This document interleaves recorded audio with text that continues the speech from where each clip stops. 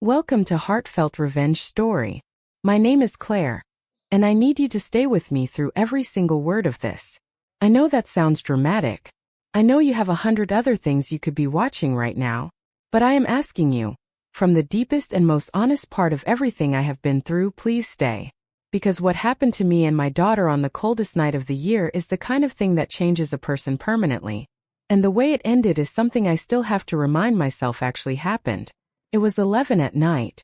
The temperature had dropped to 10 below zero, and my 5-year-old daughter Mia was standing in the snow outside my parents' house, her small chest heaving with the thin, whistling, terrifying sound of a severe asthma attack. The kind of sound that makes every single parental instinct in your body scream.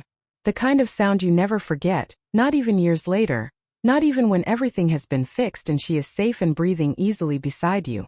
That sound lives in you forever. The nebulizer she needed was inside the house I had been helping to pay for. I pounded on that door until my knuckles split. I pounded with both hands, with everything I had, screaming into the wind that howled around us like something that wanted to swallow us whole. Mia was wrapped in a coat that was too thin for that kind of cold, pressed against my side, her fingers curled into my jacket. The door opened.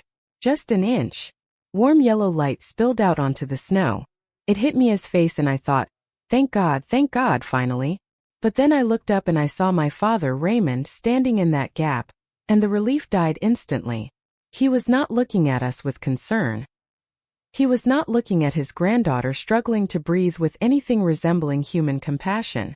He was looking at us the way you look at something inconvenient. Something that has interrupted an otherwise pleasant evening, and has no good reason for doing so. He looked at Mia and the words that came out of his mouth, I want you to understand, came out calmly, evenly, like he had thought about them. He said, that wheezing is ruining the vibe. Your sister is doing a live stream. I stared at him. I looked for the father I thought I had somewhere behind those eyes. I searched for any flicker of the man who was supposed to love me, supposed to love her. And what I found instead was something cold and deliberate, and completely unmoved by the sight of a child turning blue in the snow. The lock clicked. That sound, that single mechanical click in the dark, was louder than the storm. Louder than Mia's breathing. Louder than everything. I stopped pounding. I covered her ears with my hands. I turned my back on the warmth. And I walked my daughter into the freezing dark. Please subscribe and like this video and listen to my story till the end and let me know which city you're listening from. That way I can see how far my story has traveled. Because what happens next is something I need the whole world to hear. We found a roadside motel that smelled like stale smoke and old carpet, and the particular kind of desperation that soaks into walls when enough broken people have slept in them. I used an emergency credit card I had promised myself I would never touch. The plastic felt heavy in my hand. Shameful somehow, even though I had done nothing wrong. Mia fell asleep almost immediately on the lumpy mattress, her small chest still hitching with the ghost of the attack. Her breathing had steadied but not fully settled, and I sat in the plastic chair by the window, watching the snow bury my car, and I could not look away from her. She was so small. She trusted me so completely. And I had brought her to a doorstep in a blizzard, believing, stupidly, faithfully, desperately believing, that her grandfather would open that door. I let the memories come as the snow fell. I let myself sit with the ledger of my life the way you sit with something you have been avoiding. Carefully. Reluctantly, with the full knowledge that once you look directly at it, you cannot look away again. My parents had a story about me. They had been telling it my whole life. I was born on the exact day my father lost $50,000 in a bad investment. My sister Vanessa was born 3 years later on the day he won a scratch card. In their logic, I was the debt and she was the dividend. I was the bad omen and she was the golden child. And they had never, not once in my entire life, let me forget it. Haha, I know how that sounds.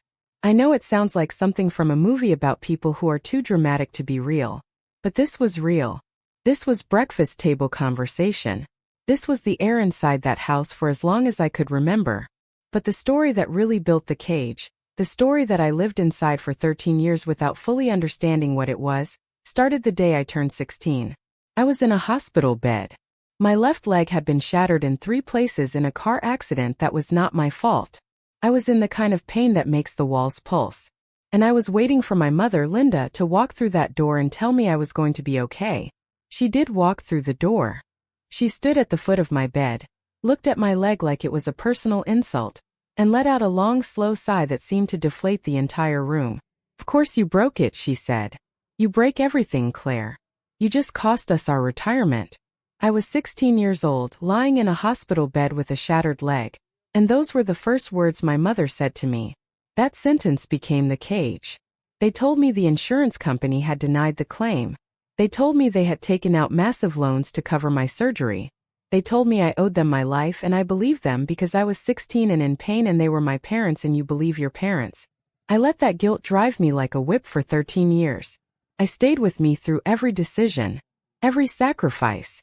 And right there in that motel room, watching the snow fall on my sleeping daughter, I started to wonder, for the very first time, whether any of it had been true. Stay with me, because the morning is coming, and when it does, everything changes. Engagement break. If you are still here with me, drop something in the comments. Anything.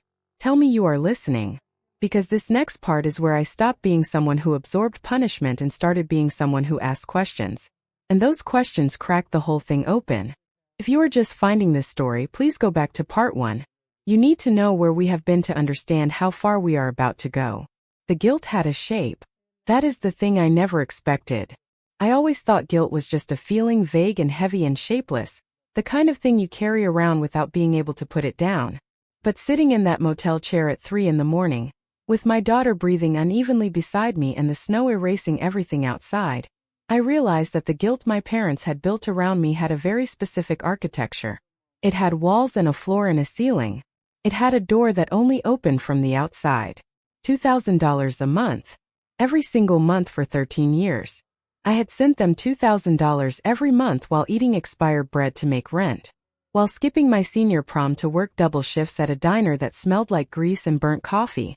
While going to a state college on a scholarship because I could not ask my parents for help, because I already owed them more than I could ever repay, or so I had been told.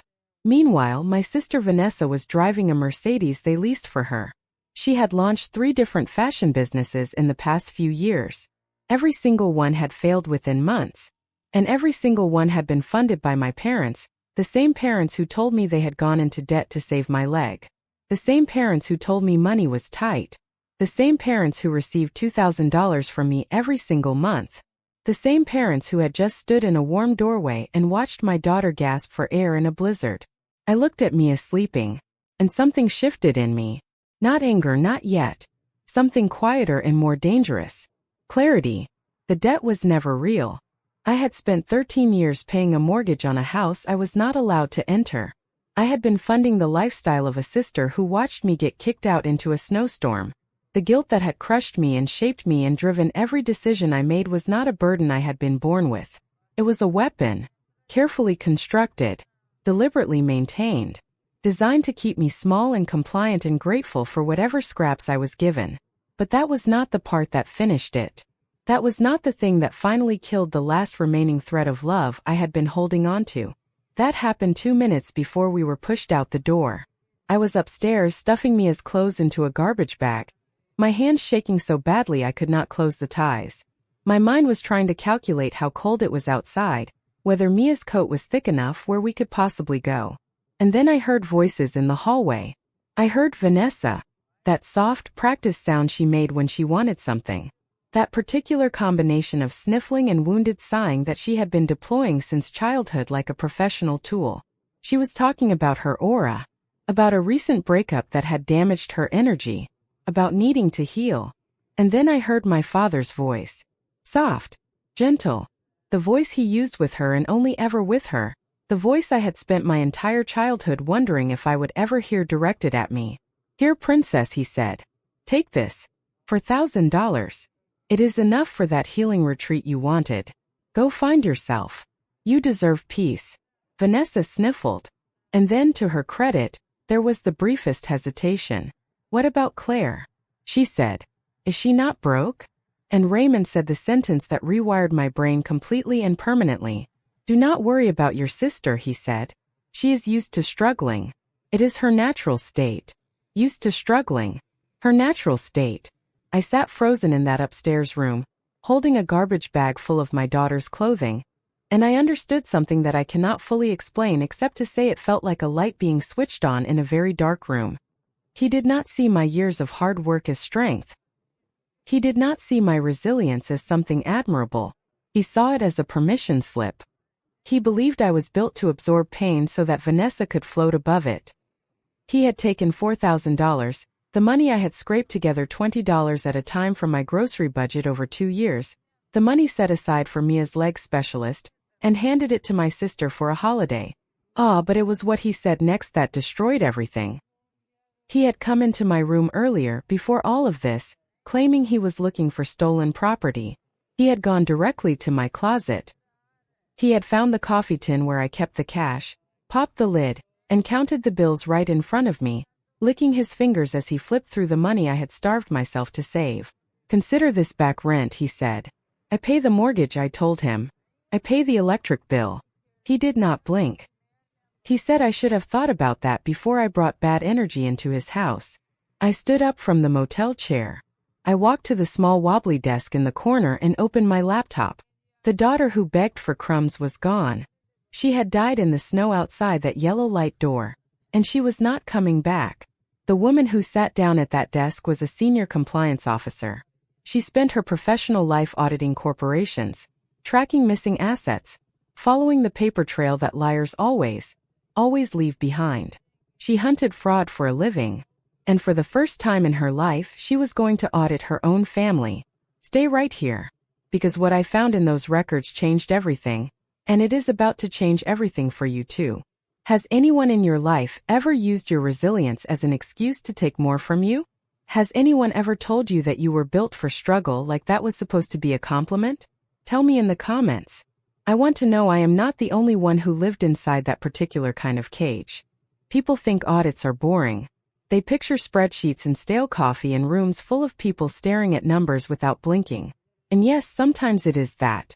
But I know something about audits that most people do not. An audit is not just an accounting exercise. An audit is an autopsy. You strip away the skin of excuses, peel back the muscle of justifications, and you go looking for the bone. The hard, undeniable, impossible to explain away bone of what actually happened. I am very good at finding the bone.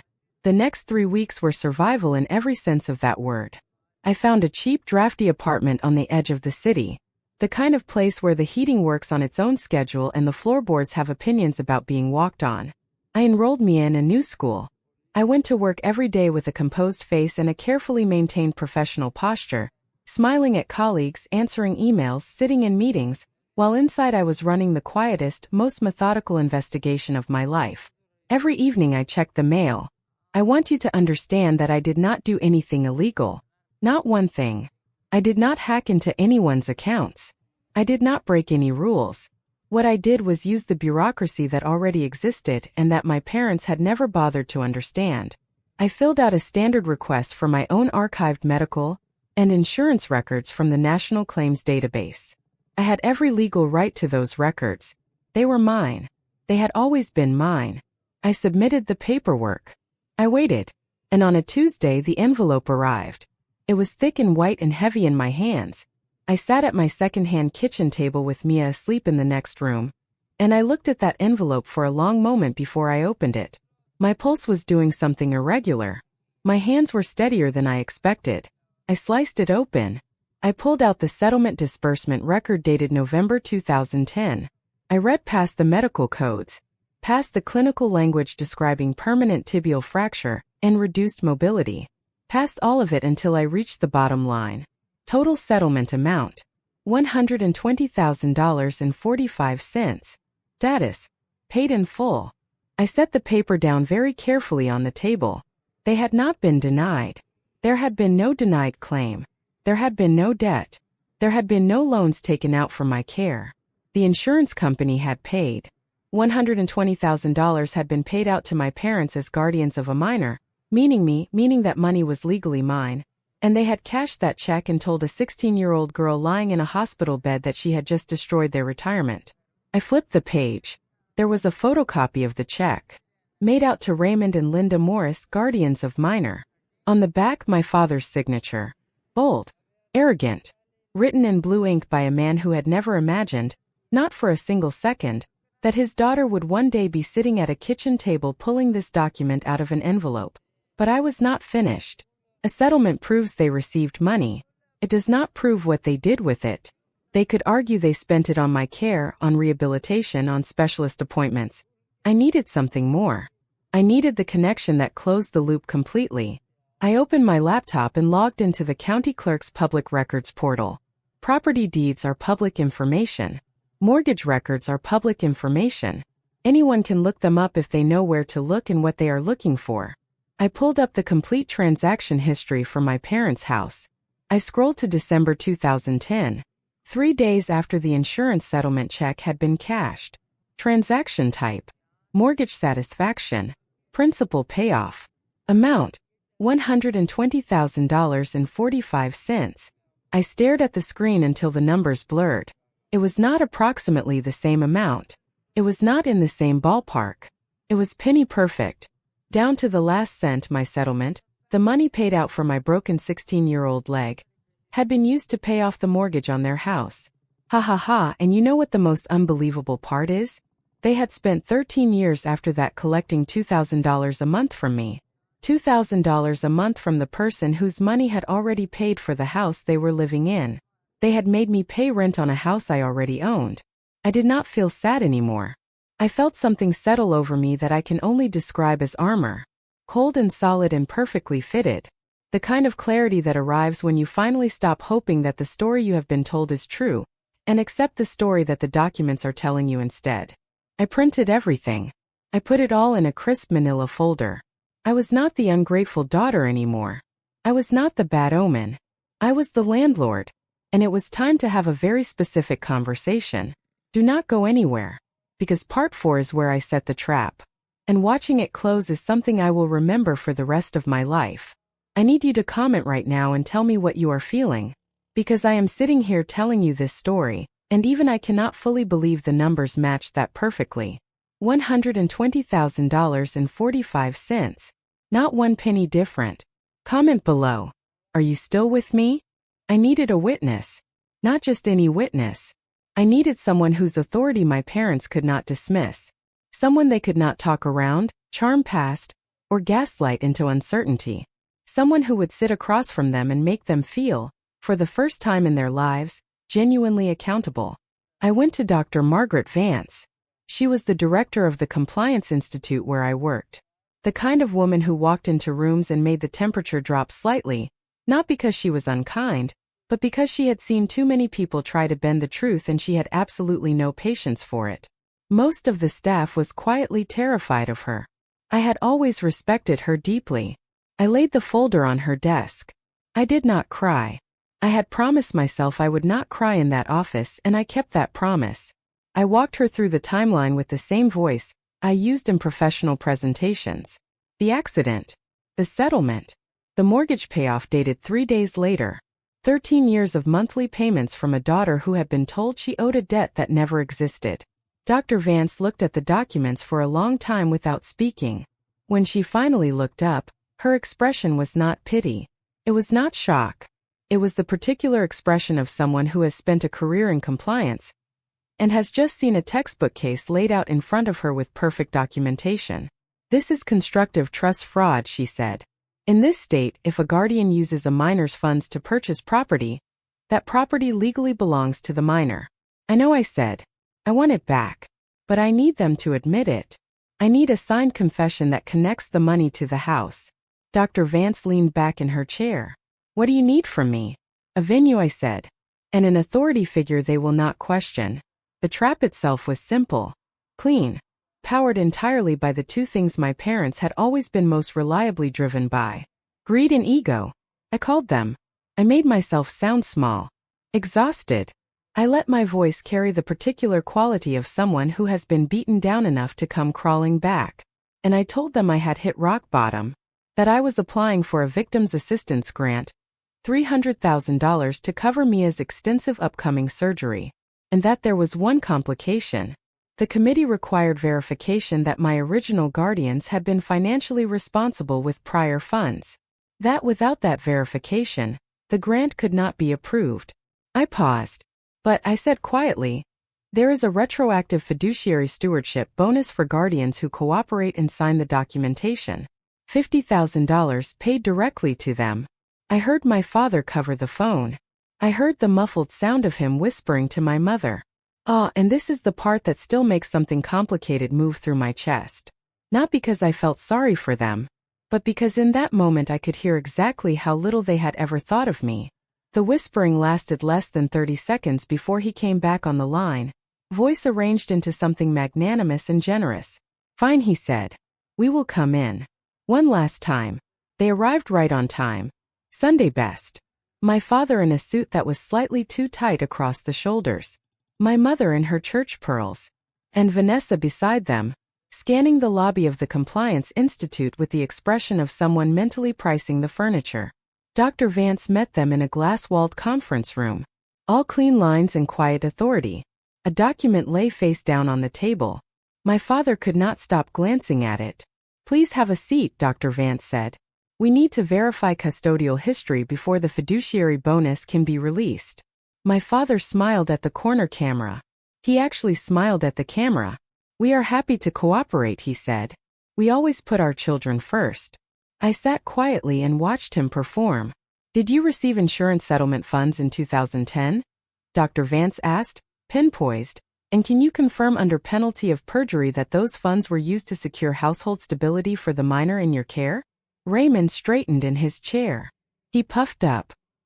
He was in his element, presenting himself as reasonable and responsible and generous. "Absolutely," he said. "We managed every penny. We put it into the house so Claire always had a roof over her head. We sacrificed to keep that home safe for her." Cold adrenaline slid the full length of my spine. He had said it. On camera. Voluntarily. With complete confidence. "Excellent," said Dr. Vance. "Then please sign this affidavit of asset tracing, confirming the specific use of those funds, so we can process the release." She slid the document across the table. My father did not read it. He did not read the constructive trust language embedded in the middle section. He did not read the definitions of misappropriation listed in the footnotes. He saw the words fiduciary bonus and $50,000 and he signed with a flourish, the same bold, arrogant signature I had seen on the back of that insurance check, and then he passed it to my mother. She signed too. She smiled at me while she did it, like she was doing me a favor. "Done," Raymond said, tapping the paper with one finger. "Now where is the check?" I stood. I picked up the affidavit. I looked at both signatures. Then I looked at my father directly in the eyes for the first time since the night he locked us out in the snow. "Thank you," I said. "You just admitted under oath and on camera that you used my disability settlement to pay off your mortgage." The smile left his face like someone had wiped it away with a cloth. Dr. Vance removed her glasses. Every trace of warmth disappeared from her expression. "Mr. Morris," she said, "in this state, property purchased with misappropriated funds belonging to a minor is subject to constructive trust. Since you have confirmed that the house was purchased with Claire's settlement money, the house does not belong to you." She let the silence sit for a moment. "It belongs to the victim." The door opened. A uniformed sheriff's deputy walked in. No handcuffs, just paperwork. Calm and official and completely indifferent to my father's expression of absolute disbelief.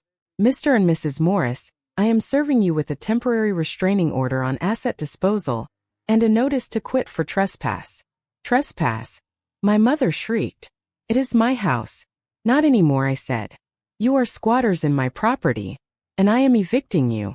You have 24 hours to vacate." My father went the color of old paper. He looked from the documents to me to the deputy and back again, and I watched the truth land on him the way a building lands after a controlled demolition. All at once. Completely.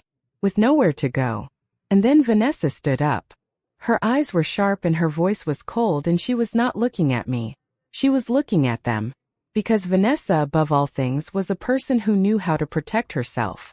"You idiots," she said. "You lost the house. Stay with me. Part 5 is where I tell you what I did with everything that followed, and what I want you to know before this story ends. Drop a comment right now. Just tell me you are still here. Tell me what you felt when he signed that document. Tell me anything.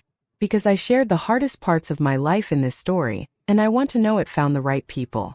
The walk to the lobby was the longest my father had ever taken. No handcuffs. Nothing dramatic. Just a uniformed deputy walking behind them like the physical embodiment of every consequence they had spent a lifetime avoiding. My mother's church pearls catching the light. My father's too-tight suit jacket pulling across his shoulders. The sound of their footsteps on that clean floor. I did not follow them all the way out. I did not need to. But I heard it. The part one could not have written even if I had tried. At the glass doors, Raymond turned back. The arrogance was completely gone now. In its place was something I had never seen on his face in my entire life. Desperation. "Natalie," he said, and his voice cracked right down the middle. "You cannot do this. I am your father." I felt nothing. Not triumph. Not satisfaction. Not the wave of vindication I had imagined might come in a moment like this. Just a steady, quiet, clear-eyed nothing that told me everything I needed to know about how thoroughly I had already let go. "No," I said. "You are a tenant who did not pay rent. And your lease is up."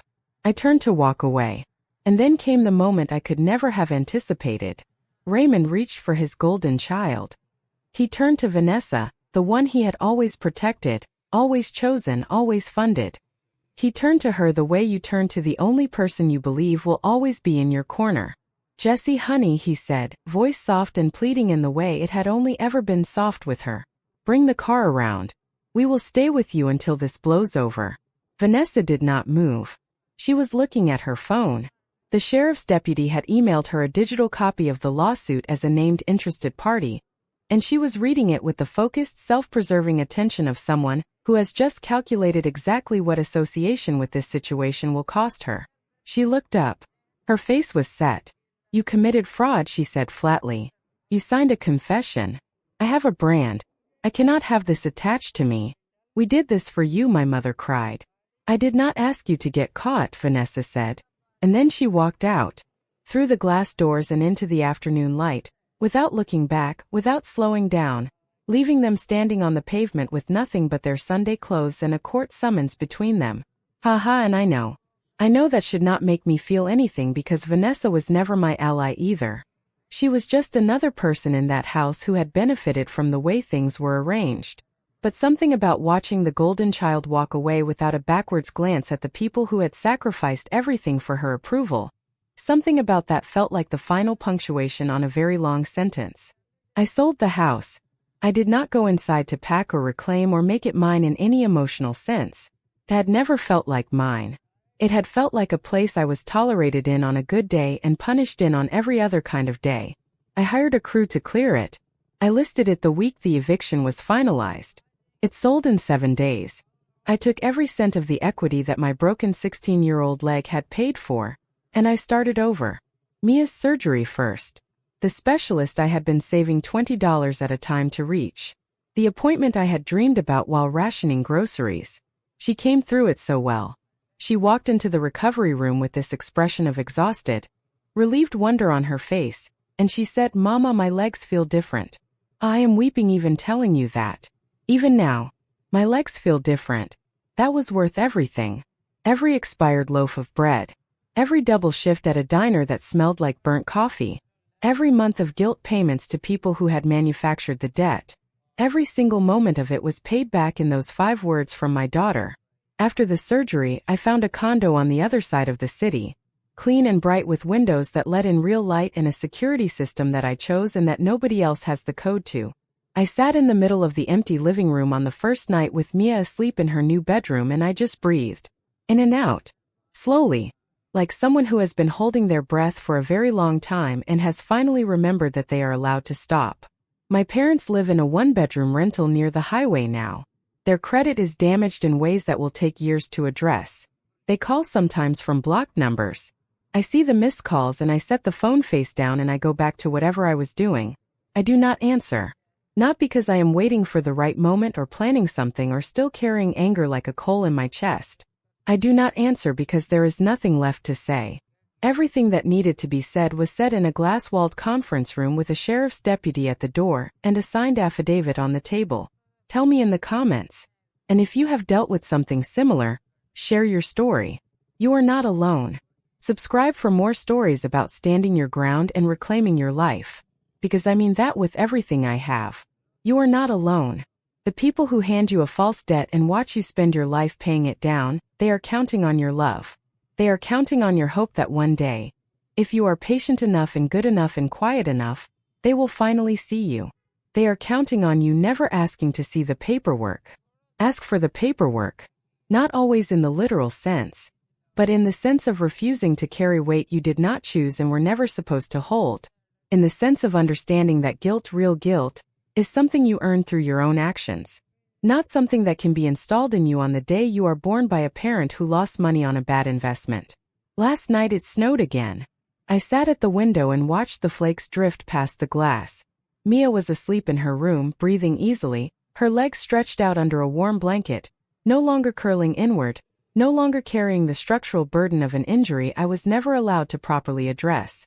I thought about that motel room, the plastic chair, the thin curtains, the sound of her chest working too hard in the dark, the credit card heavy with shame in my hand, the snow burying my car outside while I sat and started to ask the question I should have asked years earlier. I walked to the front door of my condo. I turned the deadbolt. The sound it made was small and clean and completely ordinary. But to me, standing there in the quiet of a home that belonged to me and nobody else, a home no one could take and no one could lock me out of and no one could use as leverage against me, that click was the most beautiful sound I had ever heard. I stood there for a moment with my hand still on the lock. Then I went to check on Mia. She was sleeping on her side, one arm curled under her pillow, her breathing slow and deep and completely even. I stood in the doorway the way mothers stand in doorways, just watching, just making sure, just being grateful for the specific and irreplaceable miracle of a safe and sleeping child. I pulled her door gently too. I went to the kitchen and made tea. And I sat in the warm, quiet, completely mine kitchen of a life I had rebuilt from the ground up. And I was grateful. Not for the struggle. I will never romanticize the struggle. But for the clarity it brought. For the moment in that motel room when the daughter who begged for crumbs finally set down the bowl and picked up the laptop. For the paper trail that liars always leave. For a daughter who said my legs feel different with a sleepy, relieved smile that made every single thing worth it. For the deadbolt. Always for the deadbolt. If this story has stayed with you, if something in it felt familiar in a way that is hard to name, please share it. Not for the numbers. For the person you thought of somewhere in the middle. The one whose name came quietly into your mind while you were listening. Send it to them. Let them know that the debt they are carrying might not be theirs. Let them know that the paper trail exists. Let them know that the people who built the cage around them did not build it because they were powerful. They built it because they were afraid of what you would find if you ever looked at the documents. Look at the documents. I am Claire. This is my story. And I am finally home. The end.